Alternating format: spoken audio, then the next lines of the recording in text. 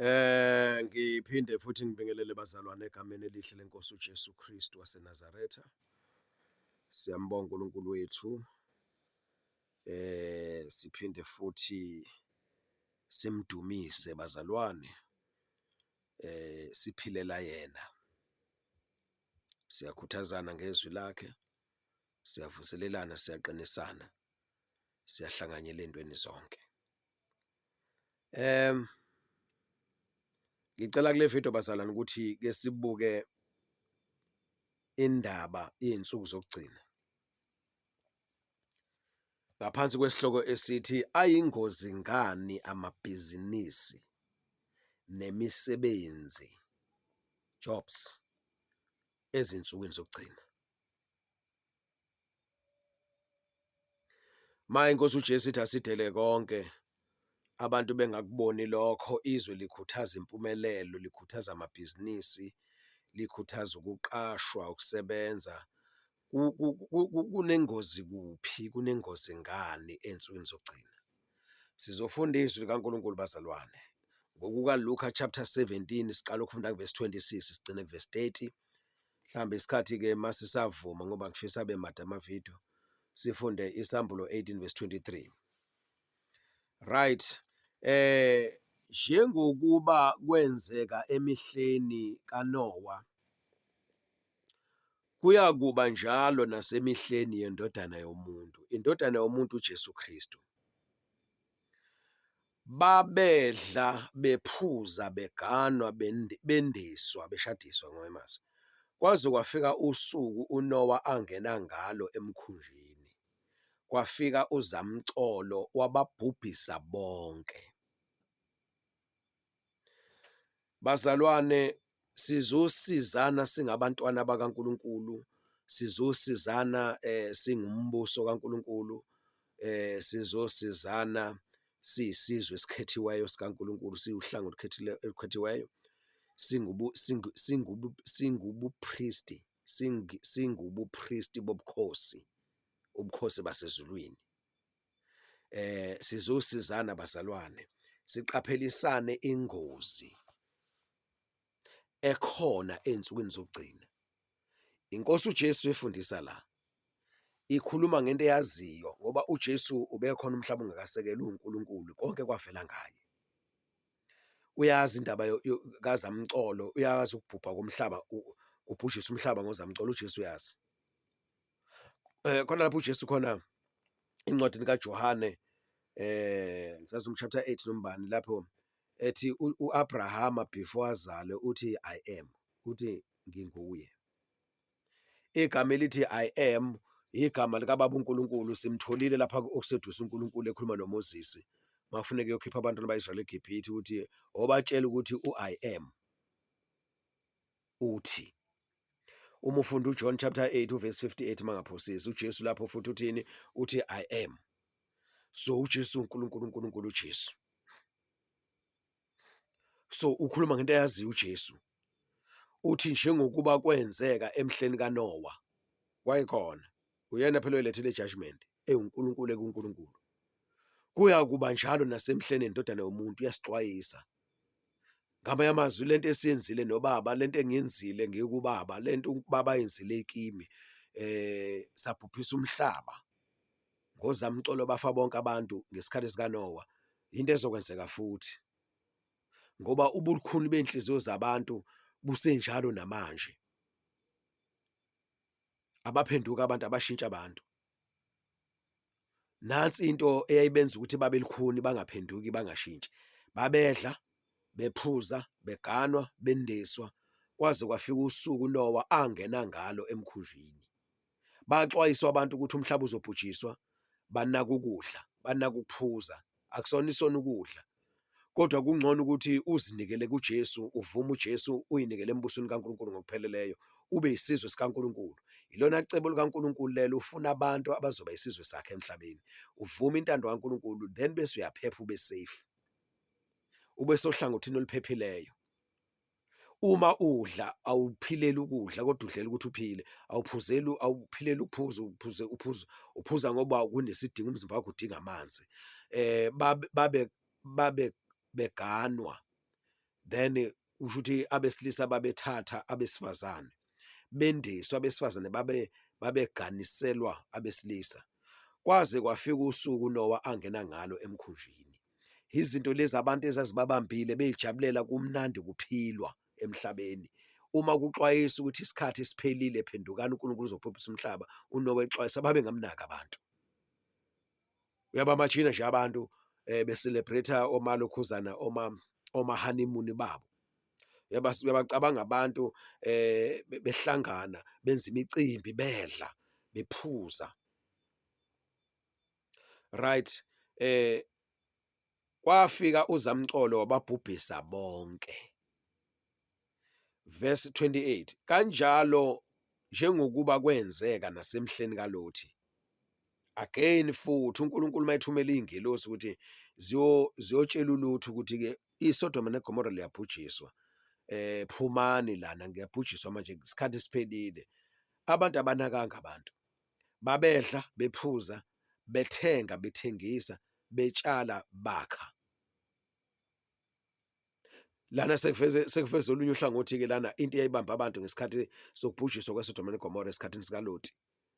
Babedla, babephuza, bethenga, bethengisa, that is selling, that is merchandise. Betshala, that is farming, bakha. Kulesi sikhathi esiphila kusona lezi zinto ziyafundelwa bazalwane. Ingakho namhlanje kuno-chef, professional chef, bephuza. Izinto zokuphuza ziyafundelwa, kuyakhiwa, kuyatshalwa, kutshalwa ama-fruit, kwenziwa amajusi, kwenziwa utshwala, abantu ama-professionals afunekela lana. Bethenga, i-trade, ama-merchants, izinto ey'fundelwayo lezo, business economics. Bethengisa, betshala, farming, bakha, ama-architect.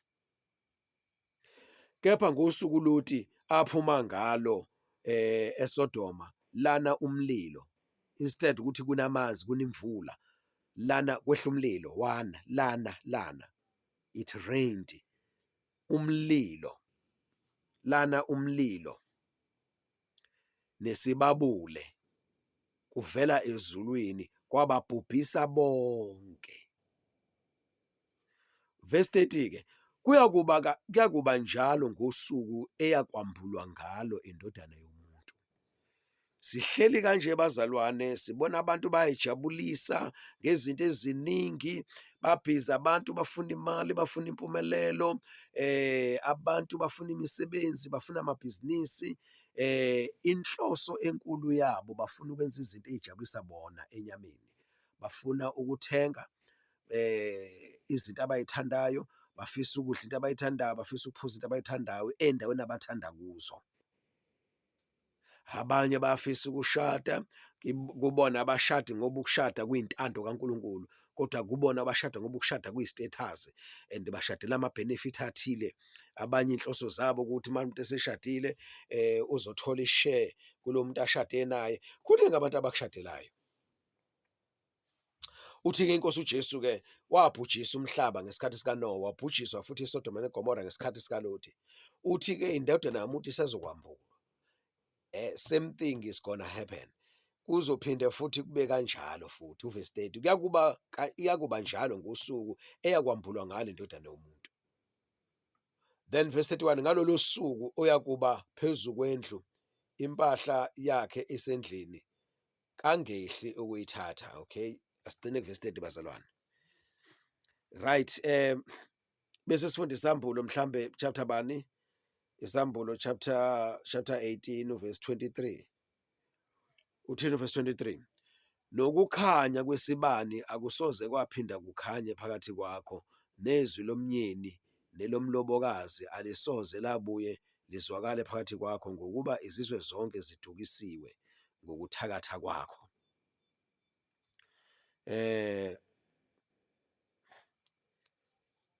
Never again will be heard, or never again will the light of a lamp be seen in you. No more will the voices of brides and grooms be heard in you. Your merchants, merchants. Your merchants were the most powerful in all the world, and with your false magic you deceived all the peoples of the world. Okay. I-Amplified ithini nesambulo chapter 18 verse 23 bazalwane egameni lenkosi uJesu. Isambulo 18, alright, verse 23. And never again will the light of a lamp shine in you, and never again will the voice of the bridegroom and bride be heard in you. For your merchants were the great and prominent men of the earth, because all the nations were deceived and misled by your sorcery, your magic spells, and poisonous charm. Right, kafushane la ngiyathanda kakhulu nge-Amplified version. Uthi all the nations were deceived and misled by your sorcery. Umhlaba wonke ukhuluma ilanguage eyodwa ukuthi cebani nibe namabhizinisi nibe nemali. It's about merchandising. Umhlaba wonke bazalwane. Badukisiwe abantu, people are misled and led astray. And into esetshenziswa ukuthi abantu badukiswe kusetshenziswe ubuthakathi, sorcery. Kusetshenziswa i-magic spell and poisonous charm. I do not intend ukuthi ke ngichaze lezo zinto kule video, kodwa la kwi-Theocracy Networking Embassy YouTube channel lengikhuluma kuyona empeleni akhona ama video ngikhulumile ngalezi zinto ukuthi ziqale kanjani, sizibona kanjani thina esikhathini esikusona. Uma kuthiwa poisonous charms sikhulumile ngesorcery ihambisana nepharmacy, ipharmakia.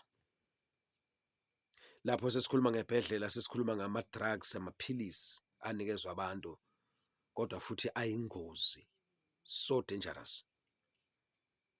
And ukusetshenziswa kwalawo maphilisi lawo abantu bathakathiwe ukuze abantu bangabe bikho kuma-senses abo natural, indlela uNkulunkulu abadale ngayo. Ngiyadlula lapho, but kule video ngifuna ukuthi bazalwane kuyalungiswa lana, ngikhuluma nesizwe sikaNkulunkulu, ngikhuluma nabantu bakaNkulunkulu, ngikhuluma nabantwana bakaNkulunkulu emhlabeni wonke. Ayingozi ngani amabhizinisi nemisebenzi, jobs, ezinsukwini zokugcina?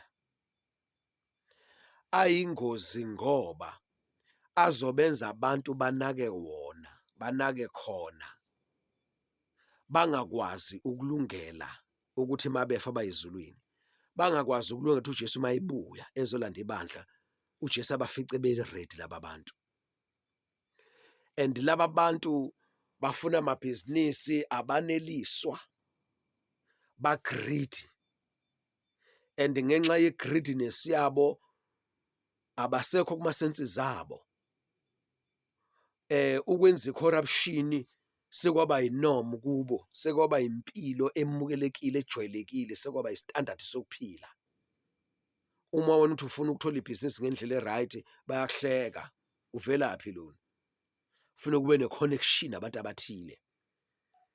So ukungcola namanyala kugcwele kulento yamabhizinisi, yemisebenzi, ngoba kufuneka imali, abantu funeke bathenge.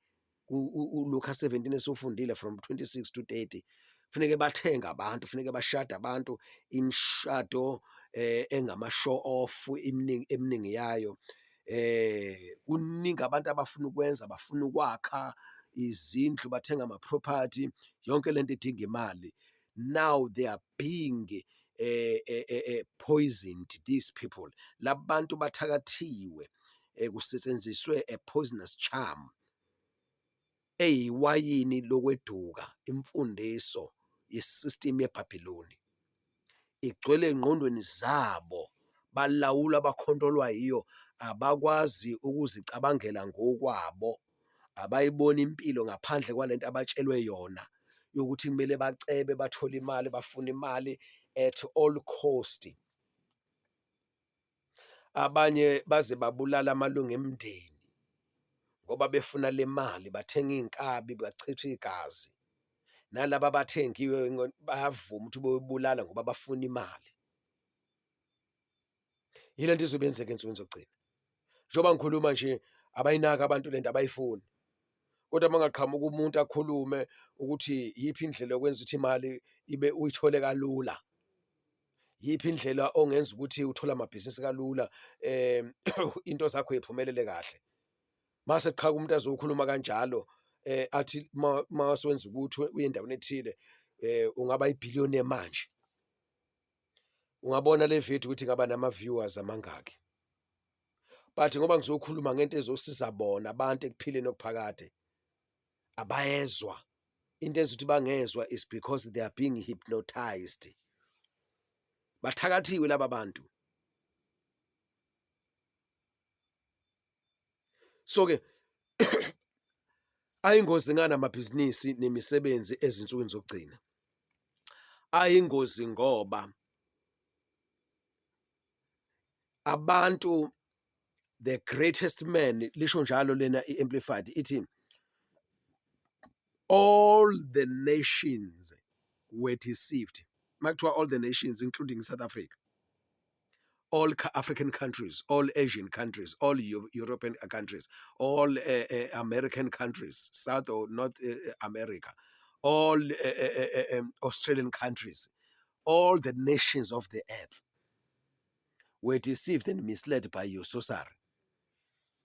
Yabona lento enziwa uSathane lana, lobu buthakathi bokubafundisa abantu into ephambene nentando kaNkulunkulu, abafaka inkanuko yokuthanda izinto, yokufuna izinto. Ithi-ke iNkosi uJesu kuLuka 17 sifunde khona, abantu bobe bedla, kuyobe kunjalo njengoba kwakunjalo esikhathini sikaNowa nesikhathi sikaLothi, bobe bedla abantu bekhuluma ngokutshala. Yabo njengoba ngikhuluma nawe nje, ngisendlini njengamanje, la ngaphandle ungabona ekhaya labafundi kuyalinywa, hhayi manje njengoba kusebusuku, sengisholo ukuthi kodwa nje into eqhubeka la kuyalinywa, kutshalwe iy'moba emhlabeni yabantu. Yithi nje la ekhaya labafundi umhlaba wethu usubile, sitshala ngale ndlela ethi sifuna ukudumisa uNkulunkulu, but kuyalinywa, kutshalwe umoba lana, kunezethembiso abantu bazothola imali, bazoceba abantu. Uyabona ukuthi lento bayithakazela abantu, abezwa lutho olunye. Thina sitshala into ezoyidinga lana njengamanje, siyadla emasimini, siyadla ummbila, siyadla imfino, siyadla amathanga, siyadla amaveji, sisidlile amafruthi siyaqeda. Isidingo, sithola isidingo uthi uJesu, ningakhathazeki ukuthi niyodla nombathane, but lokhu enikudingayo uBaba uyongezela kini. Funani umbuso kaNkulunkulu nokulunga kwakho uNkulunkulu. So into esidinga ukudla abasana nokwembatha, but into efakwe kubantu imali. Bafuna ukuceba, bayalima abantu. Abalimi lokhu okuzobasiza ukuthi badle, balima lokhu abacabanga ukuthi kuzobanikeza udumo, ukuthi mase ngitshale iy'moba ngizothola imali, mase ngithola imali bese ngenza lokhuyana-ke. Banamacala abantu abay'bekele wona ukuthi icala elithile kufuneke ngenze umsebenzi, ngenze umcimbi, ngihlabele ubani osashona, funeke ngishadise ubani, funeke ngishade, kube nje. Kwaningi amaphupho, ama-dreams.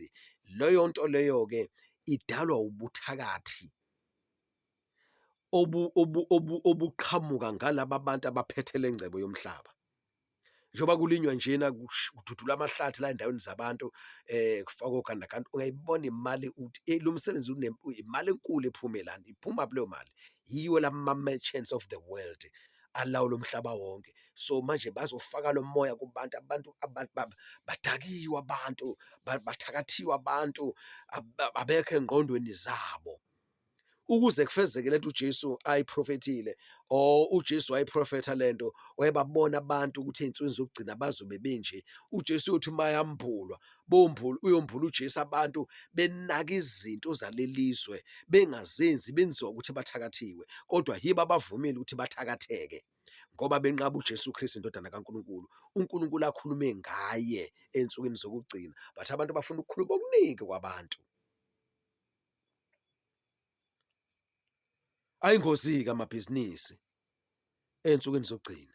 La ekhaya labafundi thina senza amabhizinisi.